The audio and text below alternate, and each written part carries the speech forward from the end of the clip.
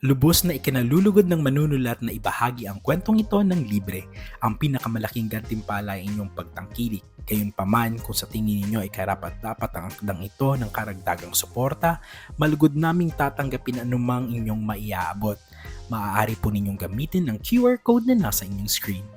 Anumang halaga ay makakatulong upang patuloy na makalikha ng mga bagong kwento.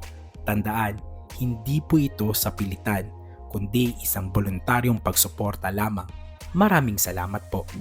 Kung na-enjoy nyo ang kwento sa channel na ito, i-click mo na yung subscribe button sa baba at para sure na hindi ka maiwan, i-on mo na rin ang notification bell para ikaw ang unang makakita sa bagong upload namin.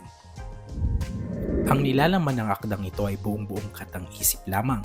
Lahat ng pangalan ng tauhan, mga lugar at pangyayaring inilarawan ay mula sa malikhaing imahinasyon ng manunulat. Kung mayroon mang pagkakahawig sa mga pangalan ng tao, lugar o insidente sa tunay na buhay, buhay man o yumao, ito ay hindi intentional at isa lamang purong nagkataon.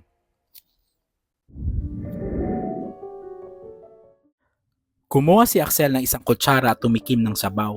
Mabilis ang gulat na naramdaman ni Liam.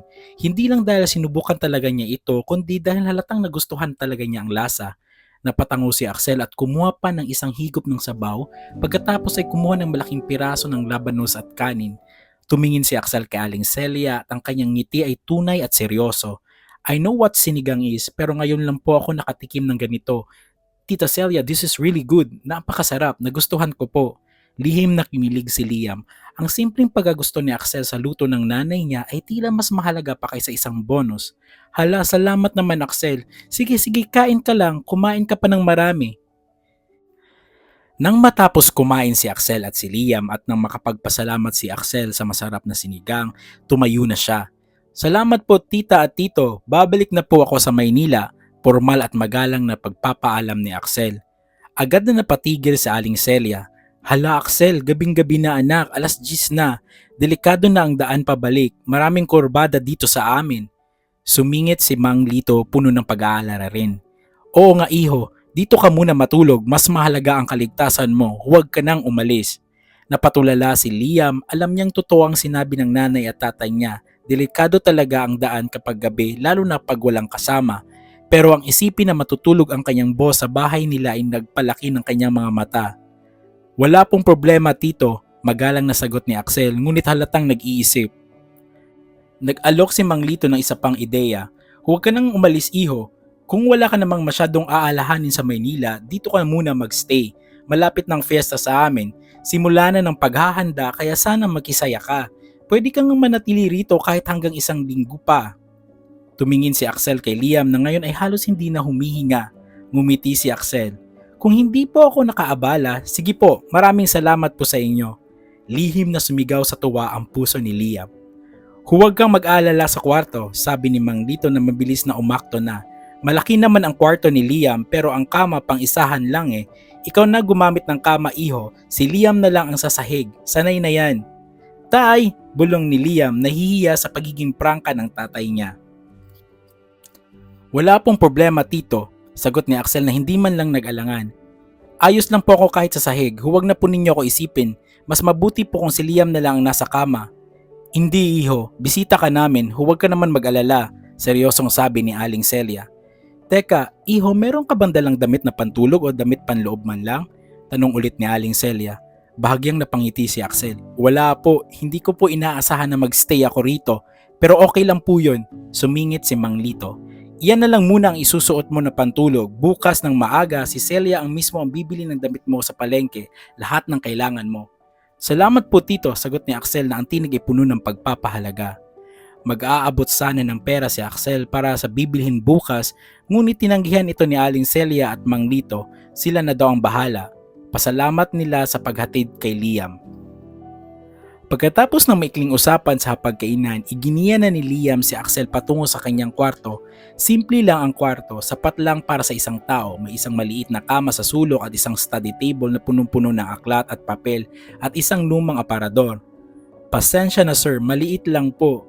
Taliwas po sa sinabi ni tatay kanina na malaki, bulong ni Liam habang mabilis na inilabas ang kanyang banig, unan at kumot na gagamitin niya sa sahig.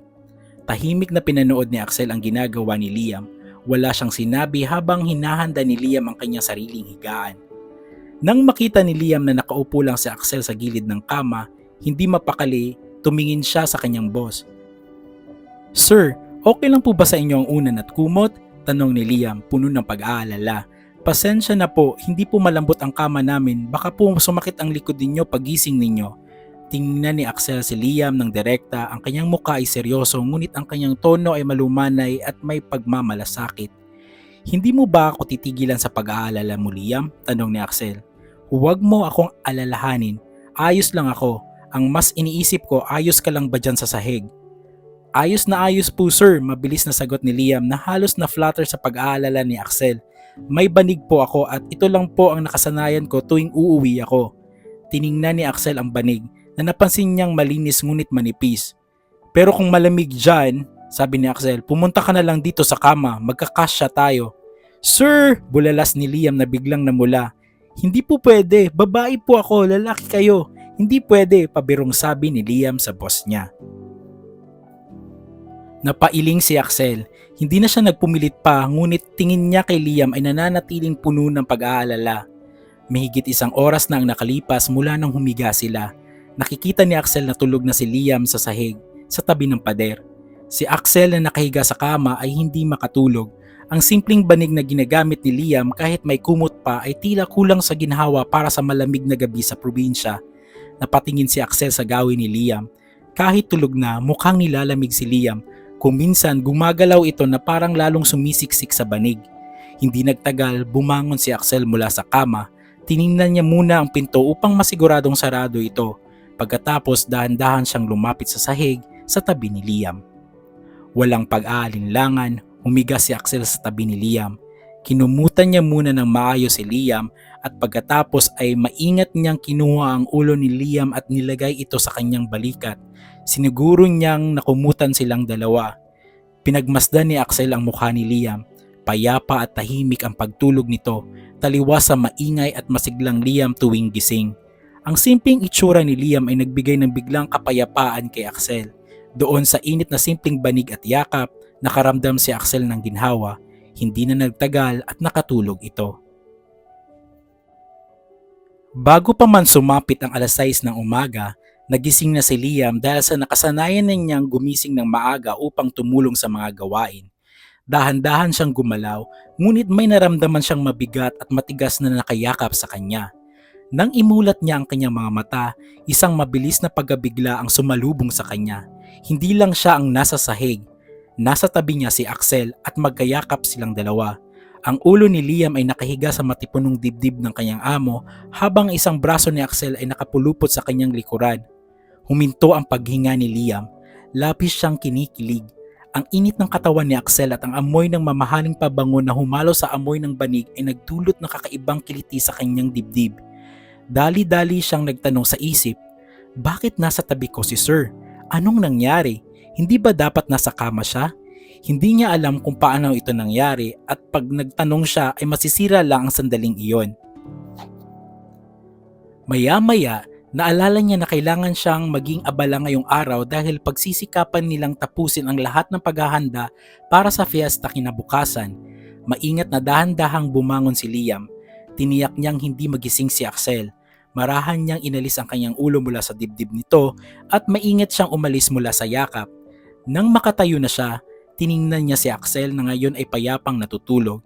Kailangan ko siyang ipagluto ng masarap na almusal bago siya magising. Tahimik na lumabas si Liam ng kwarto, dala ang lahat ng paggalito at kilig ng paggising. Ang bahay ay balot ng katahimikan, walang ingay mula sa labas at tulog pa ang kambal niyang kapatid na sina Luis at Luisa sa kabilang kwarto. Nakaalis na pala sina Aling Celia at Mang Lito ng maaga pa. Kagabi, bago sila matulog, binigyan na ni Liam ang kanyang mga magulang ng sapat na pera para sa lahat ng gastusin sa fiesta. Sila na umasikaso sa pamimili, kasabay na rin ang pagbili ng mga pangangailangan ni Axel sa palengke. Nag-iisa si Liam sa kusina. Mabilis siyang kumilos ngunit hindi maalis sa isip niya ang nangyari sa kwarto. Habang nagigisa siya ng bawang at sibuyas para sa sinangag at nagpapainit ng mantika para sa itlog at longganisa, patuloy ang pagtatanong ng kanyang isip. Bakit ba bumaba sa kama si Sir? Nilalamig ba siya? Pero bakit ako niyakap? Ramdam pa rin niya ang bigat at init ng dibdib ni Axel sa kanyang tainga. Ang yakap ay hindi yakap ng isang boss sa kanyang tauhan. Ito ay yakap na puno-puno ng init, tila pag-aalaga o isang pagmamahal na lampas sa pagiging magkaibigan. Nag-iisip na naman siya ng malalim. Napapailing si Liam. Wala yon, malamig lang siguro talaga. Hindi siya makapaniwala na isang mayaman na tulad ni Sir Axel ay kaya makipagtabi sa sahig. Tiningnan ni Liam ang orasan. 6:30 na noon at hindi pa gising si Axel. Kailangan niyang mag-ingat para hindi niya magising ang kambal at ang amo niya. Ang usok ng pagkain ay nagpuno sa kusina at ang amoy ay sumasabay sa masarap na pakiramdam ng kanyang puso. Tapos na si Liam sa paghahanda ng almusal. Nakalatag na ang mga bagong lutong sinangag, longganisa at pritong itlog sa hapagkainan. Tinakpan na lang muna ni Liam ang mga ito dahil tulog pa si Axel at ang kambal. Malamang ay napagod talaga si Sir Axel sa biyahe at sa sahig pa ito natulog. Hinihintay niya na magising ang mga ito at hinihintay din niyang dumating ang mga magulang niya galing sa palengke. Maya-maya ay naputol ang katahimikan. Liam! Liam! Anak ng tinapa! Hindi mo ba kami naririnig? Kung ayaw mong lumabas, kami ang papasok at ano itong SUV na parang sasakyan ni Bruce Wayne? Lumabas ka dyan, bruha! Sigaw ni Chloe na halos magiba ang gate sa lakas. Oh my God, teka, baka jowa niya yan. Sabihin mo na lang may kadil ka, may nangangamoy mayaman, iyakan na lang talaga tayo sa kilig. Hiyaw naman ni Trina na mas malakas pa sa batingaw ng kampana. Biglang nanlaki ang mga mata ni Liam. Kilala niya ang mga boses na iyon at mga boses iyon ng maingay at malakas at sadyang mapambulahaw ng mga best friends niyang si Chloe at Trina. Dalawang masisiglang babaeng akala mo mga bakla na parang megaphone kung magsalita. Nabalitaan na siguro nila na umuwi siya at nakita ng mamahaling kotse sa harap ng kanilang bahay. Hindi lang ang bahay ang nabulahaw, pati na rin ang mga kapitbahay sa lakas ng tawag. Agad na napasapo ng noo si Liam. Hala, gising na si Sir Axel, sa ingay nila, lagot ako. Mabilis siyang tumayo, kailangang harapin niya agad ang dalawa bago palalong mag-ingay at makita ni Axel ang kaguluhan. Mabilis na nagbukas ng pinto si Liam. Halos nagkasalubong ang noo nila Chloe at Trina na nakadikit na pala sa pinto at naghihintay na makapasok. Hoy bruha, kayong dalawa, anong klaseng sigaw yan ha? Ginigising niyo ang buong baryo, galit na bulong ni Liam, ngunit ang galit niya ay may halong tuwa dahil sa kasiyahan na makita ang mga kaibigan. Agad na yumakap si Chloe kay Liam ng napakahigpit. Bakit ba? Ang tagal mong umuwi. Miss na miss ka na namin, asungot ka. Yumakap din si Trina kasabay ng paghampas sa braso ni Liam. Oo nga Mari, anong balita ha? Sinong may-ari ng pangmayaman na kotse sa labas? Sige na, pasok na. Pero huwag na huwag kayong gagawa ng ingay ulit. Pinapasok ni Liam ang dalawa at siniguradong nakasarado ang pinto. Ngunit huli na ang lahat. Paglingon ni Liam sa loob ng bahay, nakita na niya ang resulta ng pagiging maingay ng dalawa. Nasa sala, nagkukusot ng mga mata sina Luis at Luisa halatang nagising sa ingay at ang mas malala, nakita niya si Axel. Si Axel na suot pa rin ang kulubot na damit niya kagabi ay nakatayo sa pintuan ng kwarto ni Liam. Maayos pa rin ang tindig nito, ngunit ang buhok ay medyo gulo-gulo at ang mukha ay walang ekspresyon na siyang pinaka nakakatakot para kay Liam. Biglang napatigil sina Chloe at Trina. Tumingin sila kay Axel mula ulo hanggang paa at tila nag-slow motion ang mundo ng dalawa.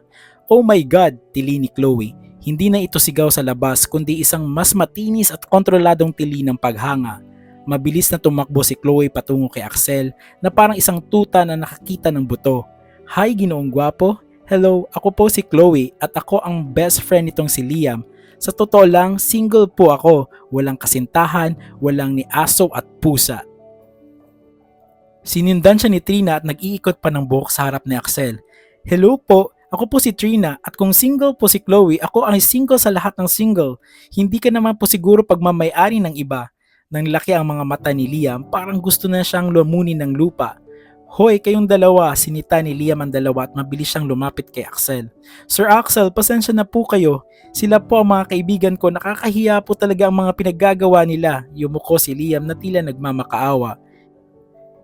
Hindi kumibo si Axel, tahimik lang itong nakatayo ngunit ang titig nito ay nakatuon kay Liam na tila naghihintay ng paliwanag o aksyon. Kusan ng kumilos si Liam. Chloe, Trina, ito po si Sir Axel, pakilala ni Liam na pinipilit maging formal ang boses. Boss ko po siya sa Maynila, hinitid niya lang po ako rito, hindi niya ako kasintahan. Ngumiti si Axel ng bahagya at inabot ang kamay kina Chloe at Trina na halos mag-agawan sa pagkakamay. Axel, maikli ngunit formal na pakilala ni Axel. Tumingin si Chloe kay Liam na may pilyong ngiti. Ay, boss pala ha, sabi ni Chloe na tila naghihinala. Pero teka, may chika ako. Nabalitaan mo na ba? Dumating na pala yung high school crush mo na si Ramil. Yung galing sa Saudi, nabalitaan namin ni Trina na baka raw bibisitahin ka mamaya. Kasabay ng pagbanggit ng pangalan ni Ramil, kumindat si Chloe kay Liam na parang may pilyong ngiti. Biglang hindi maipinta ang mukha ni Axel. Ang bahagyang ngiti ay nawala at ang formal na ekspresyon nito ay napalitan ng isang maingat at seryosong tingin kay Liam. Tumingin si Trina kay Axel at muli siyang nag-ikot ng buhok. Sige po Sir Axel, see you when I see you, bye! Goodbye boss, I hope you will miss my beauty, pahabol ni Chloe at mabilis niyang hinila si Trina palabas ng pinto. Iniwan si Liam na namumula sa kahihiyan. Pagkaalis ni na Chloe at Trina, tila bumalik sa normal at tumahimik na ulit ang bahay. Hindi pa rin maipinta ang mukha ni Axel, lalong sumeryoso ito. Naguluhan si Liam, hindi niya maintindihan kung bakit biglang nagbago ang ekspresyon niya. Wala siyang alam na ginawa at ang tanging nag-udyok lang na ay yung pagkukwento ni Chloe tungkol sa kanyang high school crush. Sir Axel, simula ni Liam, sinubukang sirain ang katahimikan. Handa na po ang almusal, kung gusto niyo pong kumain pwede na po. Tumingin si Axel sa kanya at ang kanyang pagsagot ay diretsyo at walang damdamin. May kukunin muna ako sa kotse. Iyon lang ang sinabi ni Axel. Walang anuman, walang sige, walang salamat. Tinalikuran ni Axel si Liam at nagtungo sa pintuan. Po, sige po, sabihan niyo lang po ako, sagot na lang ni Liam na halos pabulong na lang. Pagkalabas ni Axel ng bahay, muli siyang naging sentro ng atensyon.